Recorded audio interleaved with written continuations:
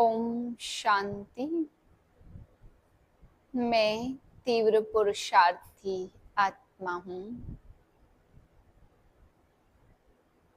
मुझ आत्मा से दिव्य शांति के वाइब्रेशन फैल रहे हैं। 7/8/2024 के महावाक्य हैं। मीठे बच्चे, याद की यात्रा से ही तुम्हारी कमाई जमा होती है। तुम घाटे से फायदे में आते हो, विश्व के मालिक बनते हो। प्रश्न है, सत्य का संग तारे को संग डुबोए, इसका अर्थ क्या है? उत्तर है, जब तुम बच्चों को सत्य का संग अर्थात बाप का संग मिलता है, तब तुम्हारी चढ़ती कला हो जाती है। रावण का संग कुसंग है, उसके संग से तुम नीचे गिरते हो, अर्थात रावण तुम्हें डुबोता है, बाप पार ले जाता है। बाप की भी कमाल है जो सेकंड में ऐसा संग देते जिससे तुम्हारी गति सदगति हो जाती है। इसलिए उसे जादूगर भी कहा जाता है। ओम शांति। बच्चे याद में बैठे थे, इसको कहा जाता याद की यात्रा। बाप कहते हैं, योग अक्षर काम में न लाओ, बाप को याद करो, वह है आत्माओं का बाप। परम पिता पतित पावन, उस पतित पावन को ही याद करना है। बाप कहते, देह के सब संबंध छोड़ एक बाप को याद करो। कहते हैं ना, आप मोए मर गई दुनिया, तो देह सहित देह के जो भी संबंध आदि देखने में आते हैं उनको याद नहीं करो। एक बाप को ही याद करो तो तुम्हारे पाप जल जाएंगे। तुम जन्म जन्मांतर की पापात्माएं हो ना, यह है ही पापात्माओं की दुनिया। सतयुग है पुण्यात्माओं की दुनिया। अब पाप सब कटकर पुण्य कैसे जमा हो? बाप की याद से ही जमा होंगे ना। आत्मा में मन बुद्धि है ना, तो आत्मा को बुद्धि से याद करना है। बाप कहते, तुम्हारे जो भी मित्र संबंधी हैं उन सबको भूलो, वह सब एक दो को दुख देते हैं। एक पाप करते हैं जो काम कटारी चलाते, दूसरा पाप फिर क्या करते, जो बाप सर्व का सदगति दाता है, बच्चों को बेहद का सुख देते हैं, अर्थात स्वर्ग का मालिक बनाते हैं, उससे सर्वव्यापी कह देते हैं। यह पाठशाला है, तुम आए हो यह पढ़ने। यह लक्ष्मी नारायण है तुम्हारी एम ऑब्जेक्ट, और कोई ऐसे कह न सके। तुम जानते हो अभी हमको पवित्र बन पवित्र दुनिया का मालिक बनना है। हम ही विश्व के मालिक थे।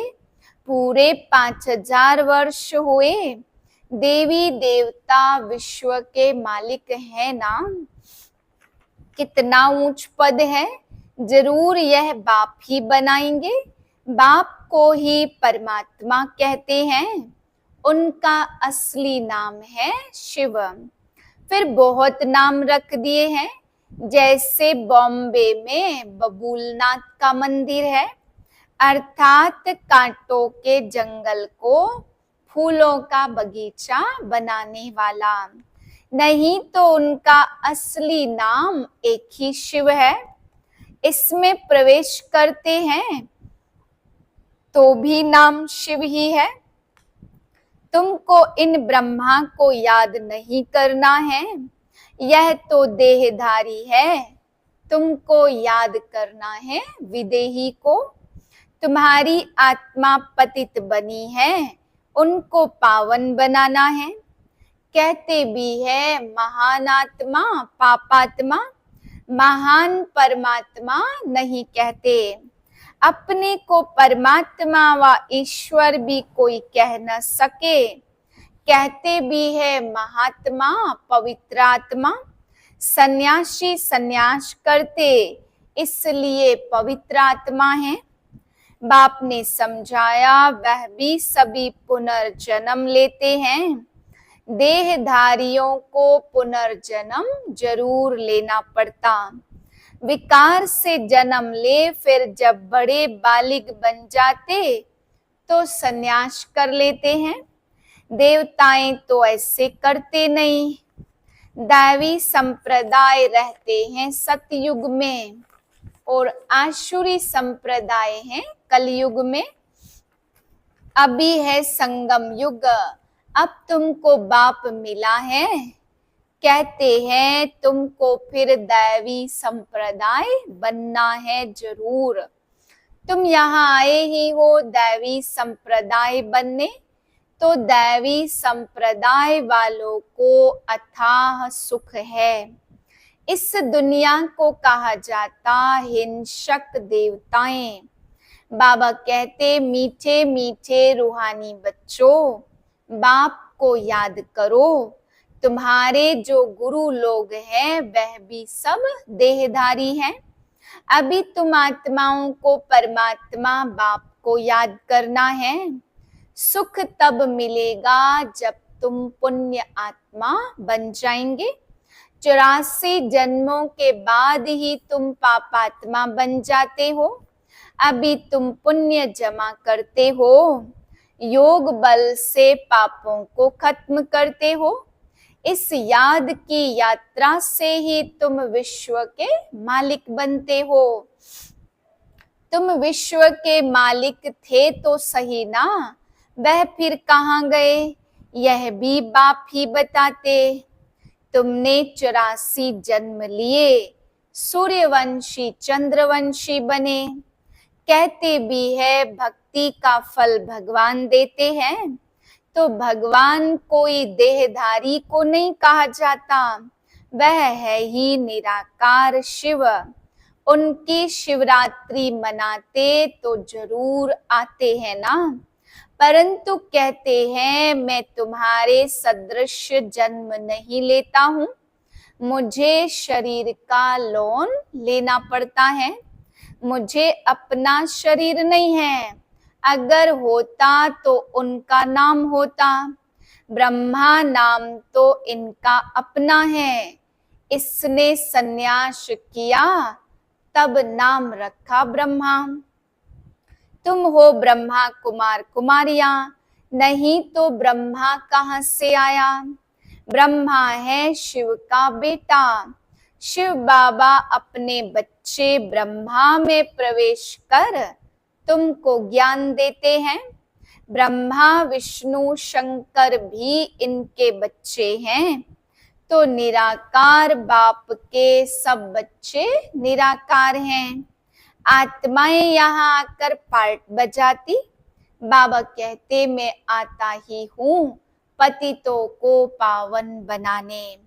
मैं इस शरीर का लोन लेता हूँ।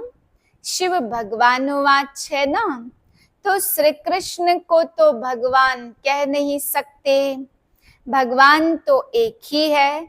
श्री कृष्ण की महिमा अलग, पहला नंबर देवता राधे कृष्णा, जो स्वयंवर के बाद फिर लक्ष्मी नारायण बनते, परंतु यह कोई जानते नहीं है। राधे कृष्ण का किसको भी पता नहीं है, वह फिर कहाँ चले जाते। राधे कृष्ण ही स्वयंवर के बाद फिर लक्ष्मी नारायण बनते हैं। दोनों अलग अलग महाराजाओं के बच्चे हैं। वहां अपवित्रता का नाम नहीं है, क्योंकि 5 विकारों रूपी रावण ही नहीं है ही राम राज्य। अब बाप आत्माओं को कहते कि मुझे याद करो तो तुम्हारे पाप कट जाएंगे।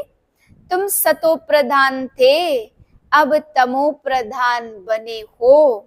घाटा पड़ा है फिर जमा करना है। भगवान को व्यापारी भी कहा जाता, कोई विरला उनसे व्यापार करे।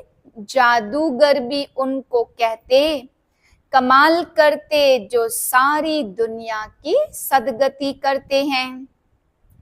सबको मुक्ति जीवन मुक्ति देते हैं। जादू का खेल है ना, मनुष्य मनुष्य को दे नहीं सकते। तुम 63 जन्म भक्ति करते आए हो, इस भक्ति से कोई ने सदगति को पाया है? कोई है जो सदगति दे? हो नहीं सकता। एक भी वापस जा नहीं सकता। बेहद का बाप ही आकर सबको वापस ले जाते। कलयुग में अनेक राजाएं थे, वहां तो तुम थोड़े राज्य करते हो, बाकी सब आत्माएं मुक्ति में चली जाती। तुम ही इस ज्ञान से नर से नारायण बनते हो। देवताओं की राजधानी स्थापन हो गई, फिर तुमको ज्ञान की दरकार रहेगी नहीं। भक्तों को भगवान ने फल दिया आधा कल्प सुख का, और फिर रावण राज्य में दुख शुरू होता। आहिस्ते आहिस्ते सीढ़ी उतरती जाती। तुम सतयुग में हो तो भी एक दिन जो बीता सीढ़ी उतरनी होती है। तुम 16 कला संपूर्ण बनते फिर सीढ़ी उतरते रहते हो। सेकंड बाय सेकंड टिक टिक होती, उतरते जाते, समय बीतते बीतते इस जगह आकर के पहुंचे हो। वहां भी ऐसे ही घड़ियां बीतती जाएंगी। हम सीढ़ी चढ़ते हैं एकदम फट से, फिर सीढ़ी उतरनी है जू मिसल। तो बाबा कहते मैं सर्व की सदगति करने वाला हूँ। मनुष्य मनुष्य की सदगति कर न सके, क्योंकि वह पैदा होते हैं विकार से। वास्तव में श्री कृष्ण को सच्चा महात्मा कह सकते। यह महात्मा लोग तो फिर भी विकार से जन्म ले फिर संन्यास करते हैं। वह तो है देवता। देवताएं तो सदैव पवित्र हैं, उनमें कोई विकार तो होता नहीं। उनको कहा ही जाता निर्विकारी दुनिया, और इनको कहा जाता विकारी दुनिया। नो प्योरिटी, चलन कितनी खराब है। देवताओं की चलन तो बड़ी अच्छी होती, सब उनको नमस्ते करते हैं। कैरेक्टर्स उन्हों के अच्छे हैं, तब तो अपवित्र मनुष्य उन पवित्र देवताओं के आगे माथा टेकते। अभी तो लड़ना झगड़ना क्या क्या लगा पड़ा है, बड़ा हंगामा है। अभी तो रहने की जगह भी नहीं है। चाहते हैं मनुष्य कम हो, परंतु यह तो बाप का ही काम है। सतयुग में बहुत थोड़े मनुष्य होते, इतने सब शरीरों की होलिका हो जाती, बाकी सब आत्माएं चली जाती अपने स्वीट होम। सजाएं तो नंबरवार भोगते हैं। वह जो विजय माला का दाना बनते, वह सजाओं से छूट जाते। माला एक की नहीं होती, जिसने उन्हों को ऐसा बनाया वह है फूल। फिर है मेरू, तो जोड़ी की माला है, सिंगल की माला नहीं होती है।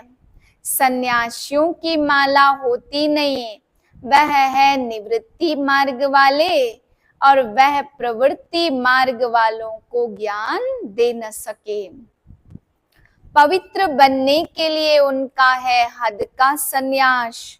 आधा कल्प तुम राजाई करते हो सुख में, और फिर रावण राज्य में आहिस्ते आहिस्ते तुम दुखी हो जाते। इसको कहा ही जाता सुख दुख का खेल। तुम पांडवों को जीत पहनाते, अब तुम हो पंडे, घर जाने की यात्रा कराते हो। वह यात्राएं तो मनुष्य जन्म जन्मांतर करते आए, अब तुम्हारी यात्रा है घर जाने की।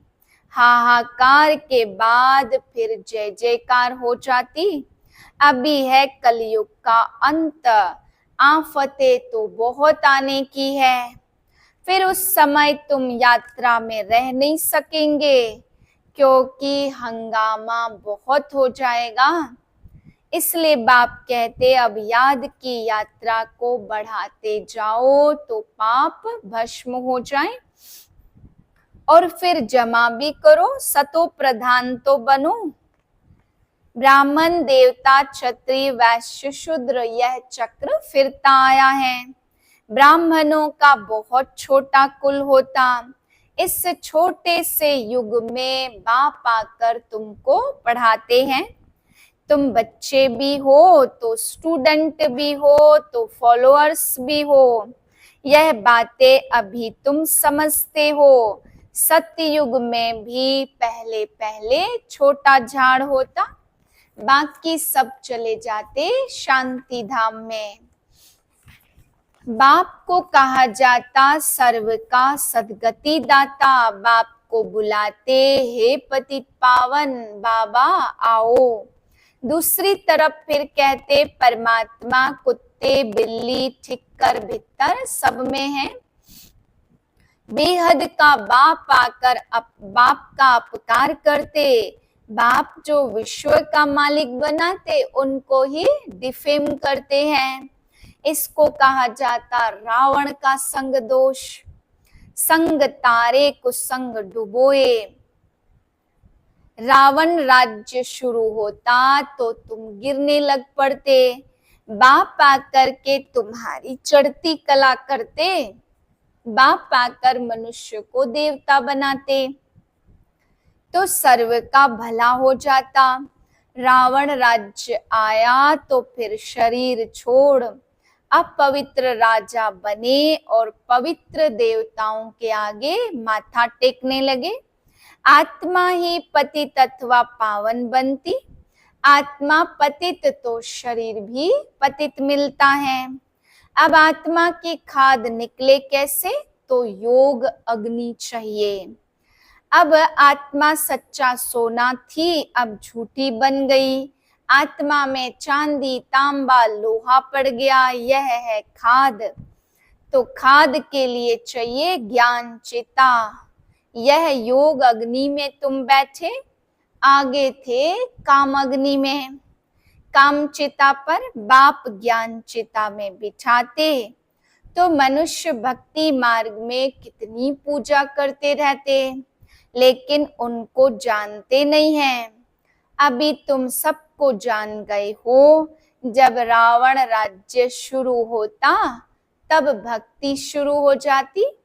अच्छा मीठे मीठे से खिले दे बच्चों प्रति माता पिता बाप दादा का याद प्यार गुड मॉर्निंग। रूहानी बाप की रूहानी बच्चों को नमस्ते। हम रूहानी बच्चों के रूहानी बाप को नमस्ते। धारणा के लिए है पहली पॉइंट, सजाओं से मुक्त होने के लिए विजय माला का दाना बनने का पुरुषार्थ करना है। रूहानी पंडा बन सबको शांति धाम घर की यात्रा करानी है। दूसरी पॉइंट, याद की यात्रा को बढ़ाते बढ़ाते सब पापों से मुक्त हो जाना है। योग अग्नि से आत्मा को सच्चा सोना बनाना है, सतो प्रधान बनना है। वरदान है हर घड़ी को अंतिम घड़ी समझ सदा एवर रेडी रहने वाले तीव्र पुरुषार्थी भव। अपनी अंतिम घड़ी का कोई भरोसा नहीं है, इसलिए हर घड़ी को अंतिम घड़ी समझते हुए एवर रेडी रहो। एवर रेडी अर्थात तीव्र पुरुषार्थी। ऐसे नहीं सोचो कि अभी तो विनाश होने में कुछ टाइम लगेगा फिर तैयार हो जाएंगे। नहीं, हर घड़ी अंतिम घड़ी है, इसलिए सदा निर्मोही निर्विकल्प निर्व्यर्थ व्यर्थ भी नहीं, तब कहेंगे एवर रेडी।